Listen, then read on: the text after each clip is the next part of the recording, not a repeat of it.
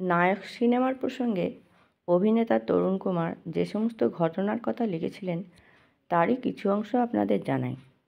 সত্যজিৎ রায়ের ছবি নায়ক। দাদা ছেলেমানুষের মতো আনন্দে উচ্ছ্বাসিত হয়ে উঠেছিল নায়কের অফার পেয়ে। নায়কের অভিনয়ের কথা দাদার মুখেই আমি প্রথম শুনি। দাদা উচ্ছ্বাসিত হয়ে বলেছিল, জানিস বুড়ো, ছবিটা পুরোপুরি নায়ক কেন্দ্রিক, একজন নায়কের জীবন কাব্য। মানিকদা যা চিত্রনাট্য করেছেন না, ফাটাফাটি ব্যাপার হবে। দাদার মুখে শুনেছিলাম মানিকদা নায়কের চিত্রনাট্য হাতে তুলে দিয়ে বলেছিল, পুরোটা ভালো করে কয়েকবার পড়ে রেখো, পরে কাজে দেবে। আমি কথাটা শুনে দাদাকে বলেছিলাম, তাহলে তো তোমার ভালোই হলো, সংলাপগুলো আগে ভাগে মুখস্থ করে নিতে পারবে। দাদা হেসে উত্তর দিয়েছিল, সেগুড়ে বালি, মানিকদা চিত্রনাট্য পড়তে বলেও নিষেধ করেছেন সংলাপ মুখস্থ করতে। ফ্লোরে নাকি সংলাপ পাল্টাতে পারেন। সংলাপ মুখস্থ করা তাই বেগার পরিশ্রম, আমি ওই পথে মারাচ্ছি না। নায়ক ছবিটা ঘিরে আমার নিজেরও কৌতূহল ছিল। দাদার কাছ থেকে চিত্রনাট্য নিয়ে উল্টে পাল্টে দেখেছিলাম। কেন জানি না আমার মনে হয়েছিল নায়কের চিত্রনাট্য দাদাকে ভেবেই লেখা। অদ্ভুত মিল দাদার জীবন অভিজ্ঞতার সঙ্গে নায়কের নায়ক চরিত্রের। ছবির নায়ক যে শঙ্করদার কাছে অভিনয় শিখবে সে যেন আমাদের পরিচিত চরিত্র, আমাদের ছোট কাকা তপোধন চট্টোপাধ্যায়, যার কাছে আমরা দুই ভাই প্রথম অভিনয়ের পাঠ নিয়েছিলাম। এমনি নায়কের যে দৃশ্যে দাদা লাউড অভিনয় না করায় প্রবীণ অভিনেতার সমালোচনার মুখে পড়েছেন, অভিনেতাটি ব্যঙ্গ করে বলেছেন, হঠাৎ তুমি গলা নামিয়ে ডায়লগ থ্রো করলে কেন? এটা কি হলিউড স্টাইল? সেই দৃশ্যটিও বড় চেনা মনে হয়েছে আমার। মনে পড়েছে প্রথম জীবনে দাদার মুখেই তো শুনেছিলাম একই ধরনের অভিজ্ঞতার কথা। লাউড অভিনয় না করায় দাদাকেও সমালোচনার শিকার হতে হয়েছে সে সময় প্রবীণ পরিচালকের কাছে। কৌতূহলের টানেই একদিন হাজির হয়েছিলাম নায়কের ফ্লোরে।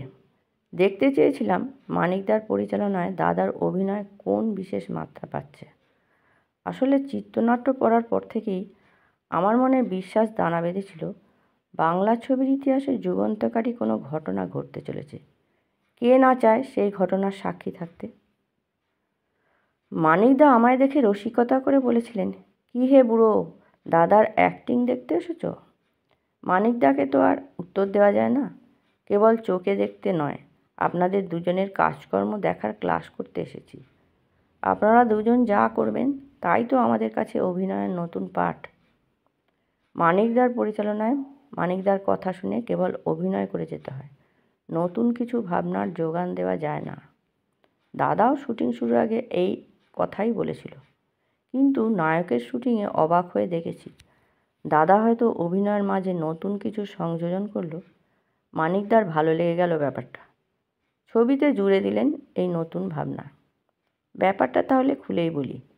একটা দৃশ্যে শর্মিলার কথায় নায়ক মানসিক দ্বন্দ্বে পড়বে। মানিকদা দাদাকে দৃশ্যটা বুঝিয়ে দিলেন, কীভাবে কতখানি অভিনয় করতে হবে তাও বলে দিলেন। রিহার্সালের সময় কিন্তু দেখলাম দাদা একটা নতুন জিনিস অভিনয়ে জুড়ে দিয়েছে। হাতে ধরা রুমালের খুঁটটা দাঁতে চেপে ধরল দাদা। মানিকদার চোখে এড়ায়নি ব্যাপারটা। রিহার্সাল শেষ হতেই দাদাকে বলল, উত্তম, এই যে তুমি দাঁতে রুমালটা চেপে ধরছো, সচেতনভাবে করছো তো?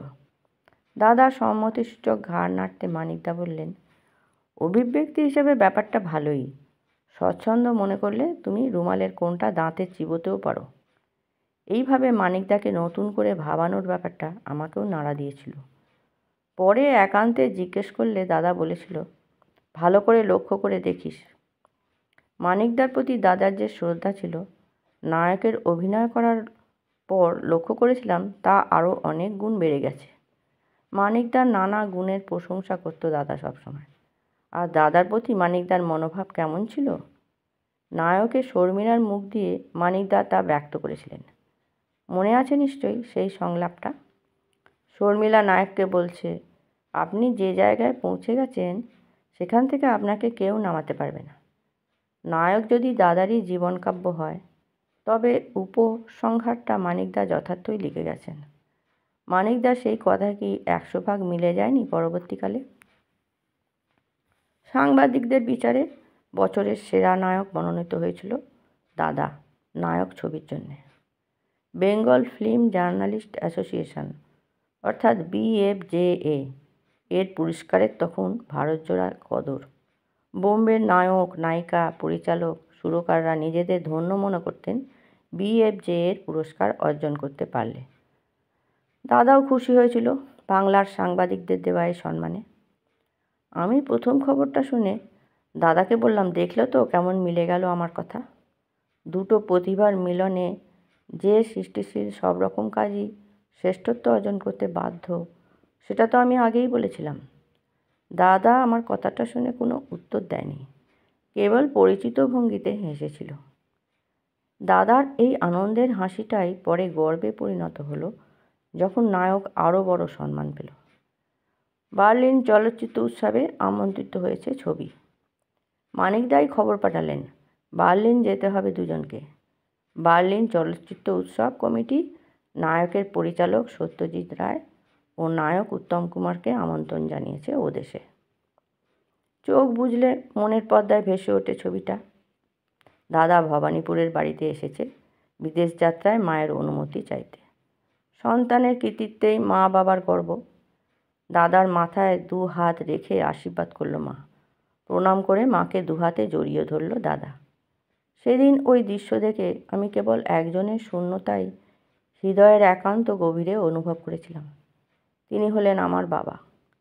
আজ বাবা বেঁচে থাকলে না জানি কত আনন্দ করতেন।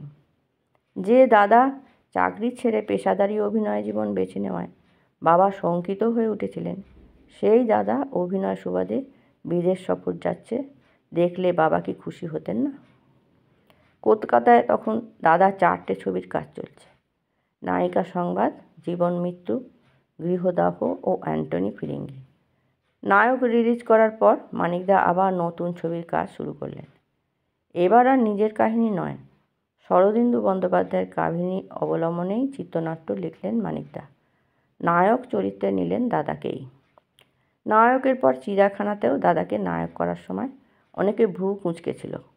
আমার মনে হয় পরপর 2টো ছবিতে দাদাকে নেওয়ার পেছনে 2টো কারণ ছিল। হয়তো বিভিন্ন মহল থেকে নায়ক ছবিতে দাদার অভিনয়ের প্রশংসা শুনে মানিকদা অমন সিদ্ধান্ত নিয়েছিলেন।